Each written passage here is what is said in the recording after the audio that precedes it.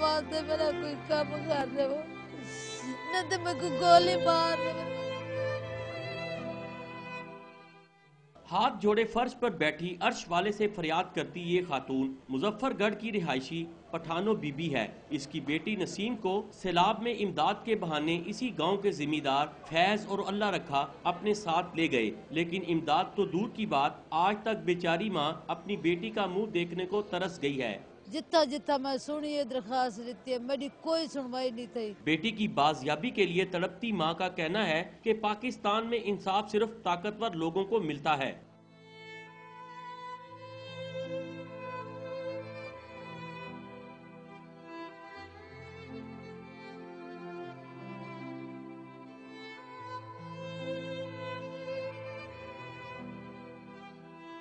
بیٹی کی بازیابی نہ ہونے پر موت مانگنے والی خاتون کا کہنا ہے کہ چیف جسٹس آف پاکستان اور chief justice Lahore high court کی صورت میں روئے زمین پر صرف 2 افراد ہیں جو اس کی مدد کر سکتے ہیں۔ توقیر گھمن، ڈان نیوز، لاہور۔